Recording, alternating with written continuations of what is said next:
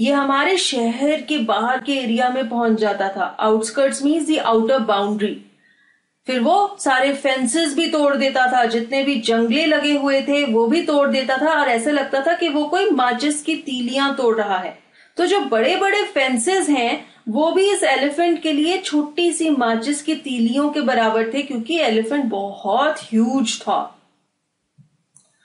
It came into the main road and smashed all the stalls selling fruits, mud pots and clothes. So Eswaran says कि फिर finally ये जो elephant है ये शहर की मेन रोड पे पहुंच गया. जितने भी स्टॉल्स लगे हुए थे, जो फ्रूट्स बेच रहे थे, मिट्टी के पौधे बेच रहे थे, कपड़े बेच रहे थे, उन सबको इस एलिफेंट ने तोड़ दिया. तो इसने बहुत ज्यादा डिस्ट्रक्शन की. People ran helter skelter in panic. Panic means sudden uncontrollable fear, often causing wildly unthinkable behavior. जब एकदम से आप डर जाते हैं और आप बिना सोचे समझे इधर उधर भागने लग जाते हैं, उसे कहते हैं to run helter skelter in panic. डर के, घबरा के इधर उधर भागना. तो जब लोगों ने देखा कि पागल हाथी आ गया है और सब कुछ तोड़ फोड़ रहा है, तो वो घबरा गए और इधर उधर भागने लग गए. The elephant now entered a school ground where children were playing, breaking through the brick wall. Oh my God, this is quite scary. ये जो पागल हाथी है ये एक स्कूल में घुस गया. उसने स्कूल की जो ब्रिक की वॉल थी उसे तोड़ा और ग्राउंड में बच्चे खेल रहे थे उनकी तरफ अटैक करते हुए ये पागल हाथी भागता हुआ जा रहा था.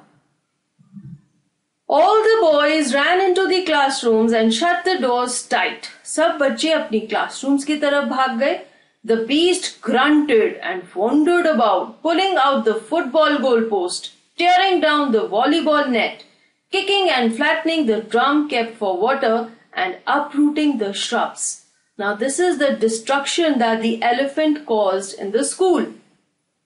What all did the elephant do? It grunted. Grunted is to make a loud sound. And then it roamed around in the ground of the school. It pulled down the football goalpost. Football के गोल पे जो net लगा होता है उसे उसने तोड़ दिया. वॉलीबॉल का जो नेट था उसे भी तोड़ दिया.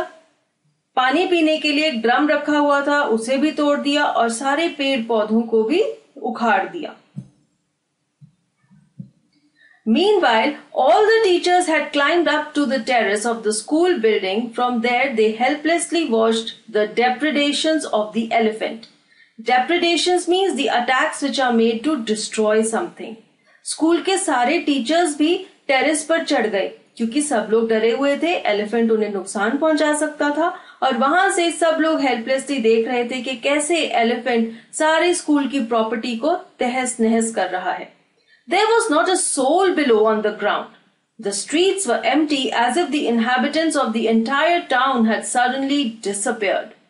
Further, ईश्वरन कहता है कि सारा शहर खाली था, गली में कोई भी नहीं था. ऐसे लग रहा था कि सब लोग अचानक से गायब हो गए हैं. एक्चुअली सब लोग एलिफेंट से डर कर छुप गए थे. I was studying in the junior class at that time and was watching the whole drama from the rooftop. Eswaran से इसके जब ये इंसिडेंट हुआ तब मैं एक जूनियर क्लास में था. Junior class means from class 1 to class 5. और वो रूफ टॉप यानी कि स्कूल की छत पे खड़ा होकर ये सारा ड्रामा देख रहा था कि ये जो एलिफेंट है ये क्या क्या कुछ कर रहा है. I don't know what came over me suddenly. I grabbed a cane from the hands of one of the teachers and ran down the stairs and into the open.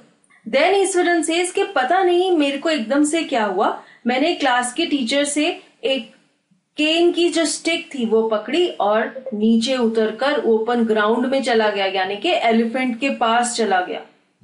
And then what did Eeshwaran do? The elephant grunted and menacingly swung a branch of a tree which it held in its trunk. Grunted again means to make a loud sound, and menacingly means in order to harm someone. Now what this elephant did, when the elephant saw Iswaran approaching it, it made a loud sound and it lifted a branch of a tree and held it up in its trunk. तो ऐसा लग रहा था कि वो elephant Eswaran को attack करने वाला है. It stamped its feet, kicking up a lot of mud and dust. It looked frightening, but I moved slowly towards it, stick in hand. People were watching the scene, hypnotized from nearby housetops. Hypnotize means to influence, control, or direct completely as by personal charm, words, or domination.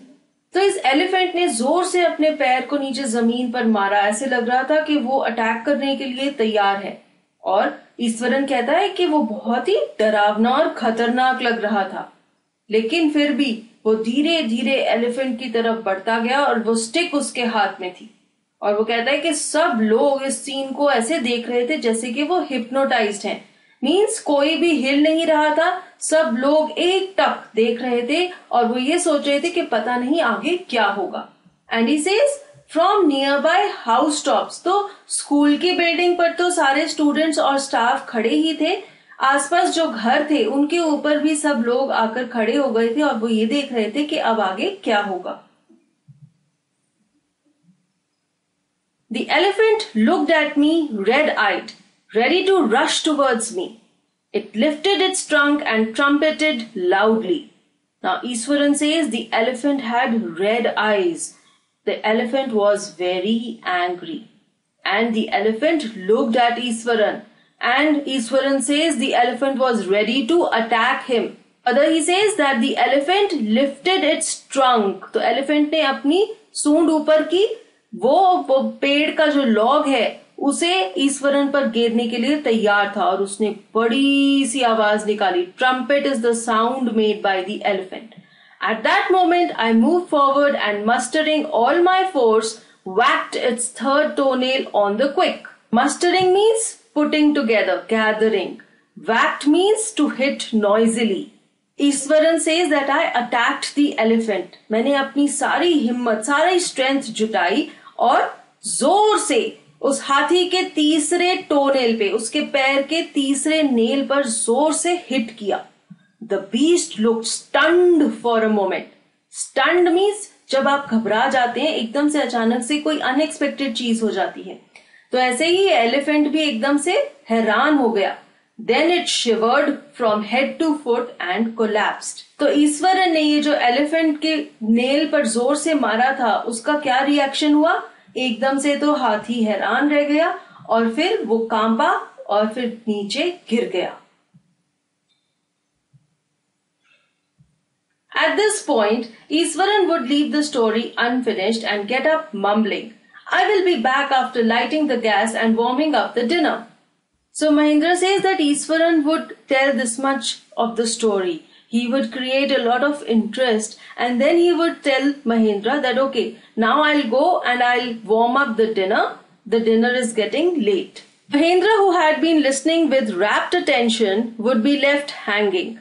Rapt attention means completely fascinated or absorbed by what one is seeing or hearing. Now Mahindra says कि मैं तो उसकी कहानी में पूरा खो जाता था, मैं ये जानना चाहता था कि आगे क्या होगा, लेकिन वो मुझे ऐसे बीच में ही कहानी आधी अधूरी सुनाकर चला जाता था। When he returned, Iswaran would not pick up the thread of the story right away. Now what do we mean by pick up the thread? He would not restart the story from where he left in order to arouse curiosity. Now Iswaran was very smart. वो नहीं चाहता था कि वो सारी की सारी story एक ही बार में महेंद्र को सुना दे। वो ये चाहता था कि महेंद्र खुद ही क्यूरियस हो और ये जानना चाहे कि आगे क्या हुआ। इसलिए जब वो खाना लेकर भी आता था, वो खुद ही स्टोरी आगे कंटिन्यू नहीं करता था। Mahendra would have to remind him that the conclusion was pending. Mahendra Eswaran को याद दिलाता था कि अभी तुम्हारी स्टोरी बीच में ही रहती है, तुमने मुझे फाइनल एंडिंग नहीं सुनाई। Well, a veterinary doctor was summoned to revive the animal. Iswaran would